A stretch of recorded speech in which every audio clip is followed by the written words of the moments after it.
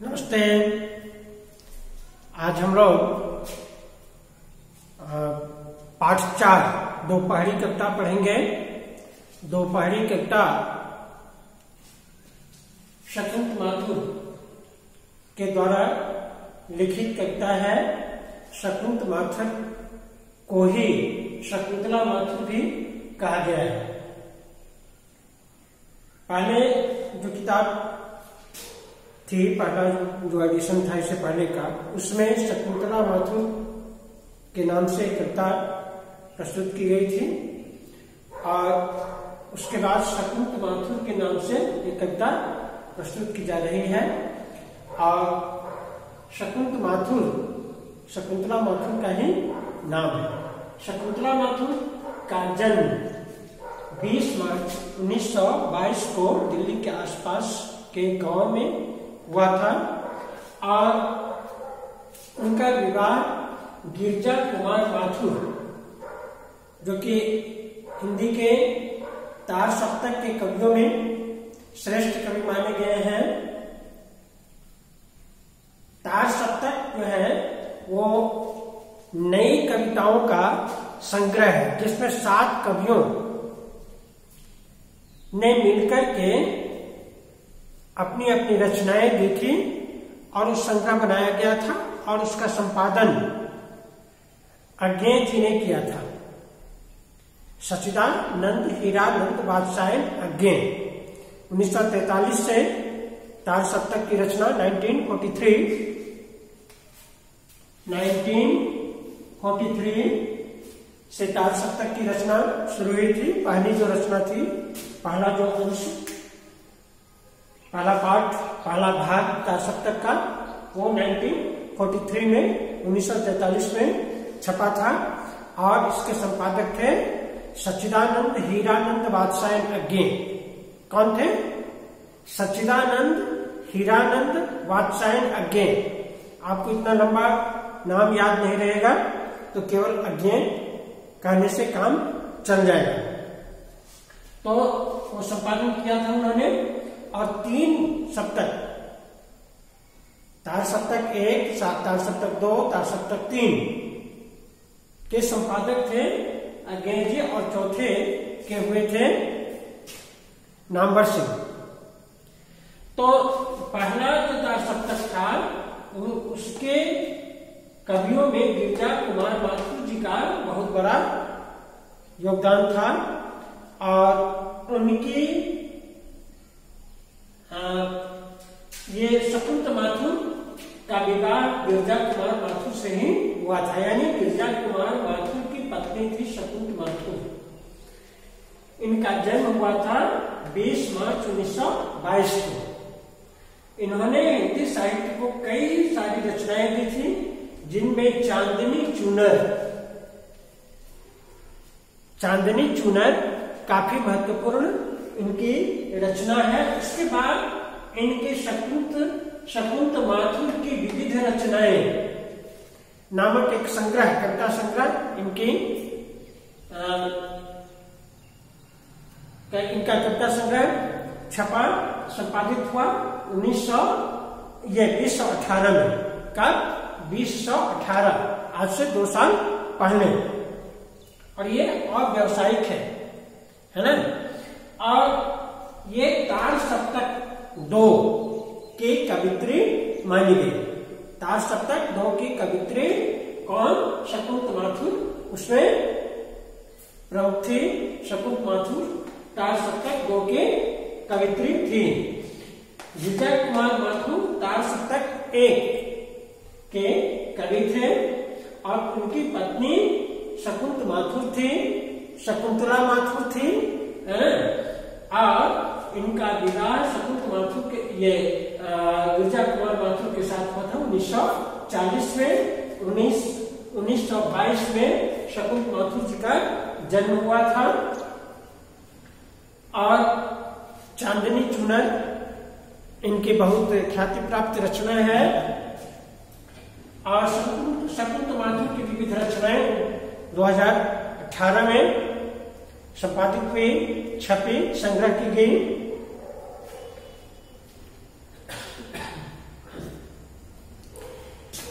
और आइए हम लोग बात करते हैं दोपहरी की। इनकी काफी ख्याति प्राप्त रचना है दोपहरी। दोपहरी जो है इसमें ग्रीष्म की दोपहरी का वर्णन किया गया है। ग्रीष्म यानी गर्मी, ग्रीष्म की दोपहरी का वर्णन किया गया है। और कवित्री के अनुसार ये जो दोपहरी है, ग्रीष्म की दोपहरी, ये सब पर प्रभाव अपना डालती है। प्रकृति पर भी प्रभाव डालती है, अमीरों पर भी प्रभाव डालती है, गरीबों पर भी प्रभाव डालती है, पशु पक्षी पर भी प्रभाव डालती है। देखते हैं हम लोग इस कविता के कुछ अंश को आज देखते हैं। गर्मी की दोपहरी में तपे हुए नभ के नीचे काली सड़कें तारकोल के अंगारे से जली पड़ी थी, छाल जली थी, पेड़ों के भी पत्ते झुलस गए थे, नंगे नंगे दीर्घकाय कंकालों से वृक्ष खड़े थे, हो अकाल के ज्यों अवतार। गर्मी की दोपहरी में तपे हुए नभ के नीचे काली सड़कें तारकोल की अंगारे से जली पड़ी थी, छाह जली थी, पैरों के भी पत्ते झुलस गए थे, नंगे नंगे दीर्घकाय कंकालों से वृक्ष खड़े थे, हो अकाल के ज्यों अवतार। गर्मी की दोपहरी है, दोपहर का समय है ग्रीष्म ऋतु का। और कवित्री कहते हैं गर्मी की दोपहरी में तपे हुए नभ के नीचे पूरा आसमान, नभ मतलब आसमान, नभ माने नभ आकाश, नभ माने आकाश। तो गर्मी की दोपहरी में तपे हुए नभ के नीचे काली सड़कें तारकोल की अंगारे सी जली पड़ी थी। कवित्री कहती हैं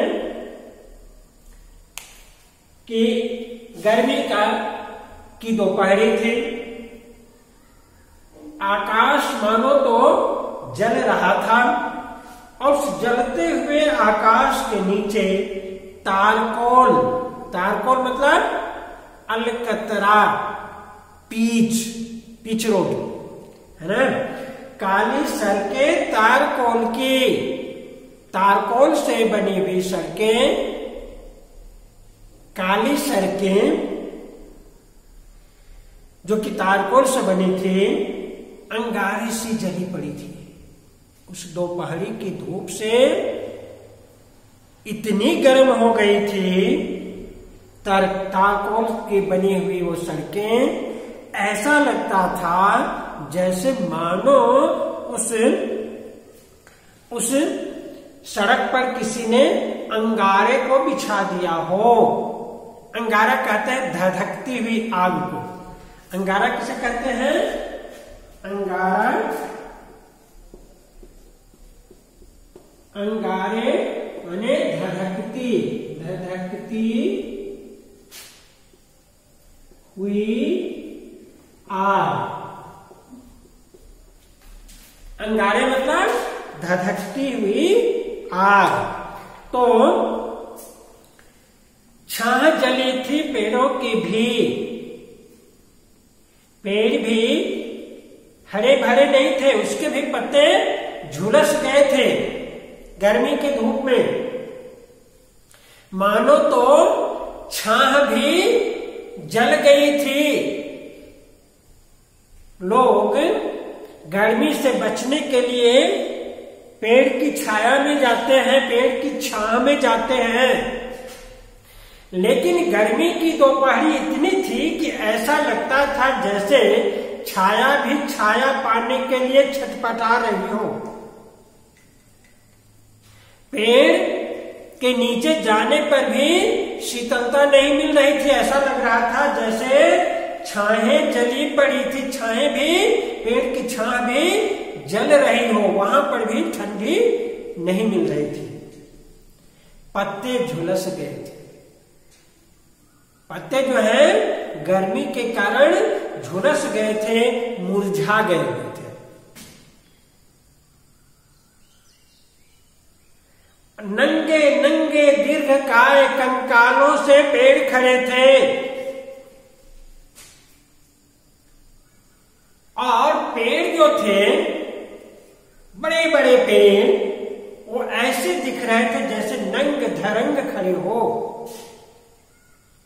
कंकाल की तरह। कंकाल जानते हैं, जब शरीर से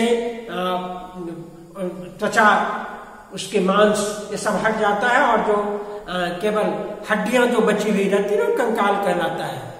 तो पेड़ों के सारे पत्ते झड़ गए थे, मात्र अस्थिपंजर सा दिख रहा था पेड़। तो नंगे नंगे दीर्घकाय, दीर्घकाय मतलब बड़े बड़े बड़े जो पेड़ थे वो ऐसे दिख रहे थे जैसे नंग धरंग खड़े हो, कंकालों की तरह दिख रहे थे, वो अस्थिपंजर की तरह दिख रहे थे। मात्र पेड़ का ढांचा सा दिख रहा था, क्योंकि उस पर पत्ते तो थे नहीं। पत्ते या तो झड़ गए थे, सूख गए थे, झुलस गए थे। ऐसा लग रहा था जैसे मानो ये पेड़ ये सूचना दे रहे हो, है ना, ये सूचना दे रहा हो पेड़ कि हो अकाल के जो अवतार, जैसे मानो अकाल पड़ने वाला हो। कवि कहती हैं, कवित्री कहती हैं, दोपहरी का समय था, पूरा आसमान जल रहा था और उस जलते हुए आसमान के नीचे तारकोल से पीछ से बनी हुई सड़कें ऐसे लग रही थी जैसे मानो सड़क अंगारे को गल रही हो।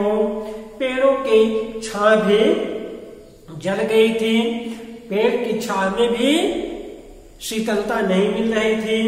पत्ते पेड़ों के वो भी झुलस गए थे, पेड़ बिल्कुल नंग धरंग से दिखाई दे रहे थे, कंकालों के समान वो सारे पेड़ लग रहे थे। ऐसा लग रहा था जैसे मानो वो पेड़ नहीं बल्कि कंकाल, बल्कि अकाल का अवतार हो। आइए हम लोग थोड़ी सी चर्चा कर ले अलंकार के।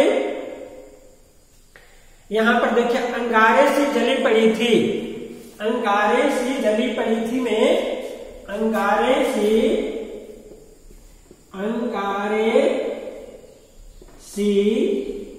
जली पड़ी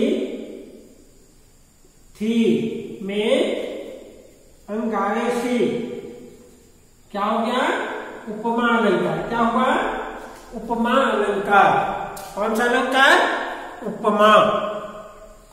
नंगे नंगे दीर्घकाय, नंगे नंगे, नंगे नंगे, नंगे नंगे, यहां पर वीप्सा अलंकार है। कौन सा अलंकार? वीप्सा, जिसे पुनरुक्त प्रकाश भी कहा गया है। वीप्सा या पुनरुक्त प्रकाश।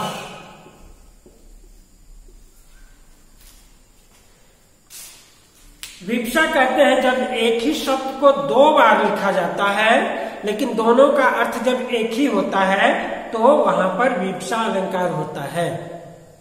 जैसे धीरे धीरे बोल कोई सुन ना ले, पहला धीरे का जो अर्थ होगा वही दूसरे धीरे का भी होगा, तो यहाँ पर विप्सा है। उसी तरह से नंगे नंगे दीर्घकाय, पहला नंगे का जो अर्थ है वही दूसरे नंगे का भी वही अर्थ है, तो इसलिए भी यहाँ पर विप्सा अलंकार होगा।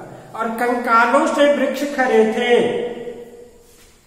कंकालों से वृक्ष खड़े थे, कंकालों से वृक्ष, यहां पर भी उपमा अलंकार।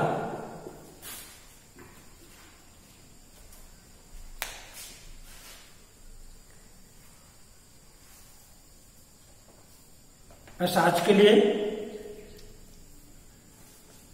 इतना ही। अगली कक्षा में आगे हम लोग शुरू करेंगे पार्ट 2 में, दोपहरी पार्ट 2 में आगे की पंक्तियों को हम लोग भावार्थ देखेंगे। आज के लिए बस इतना ही, हमें विदा दीजिए। धन्यवाद।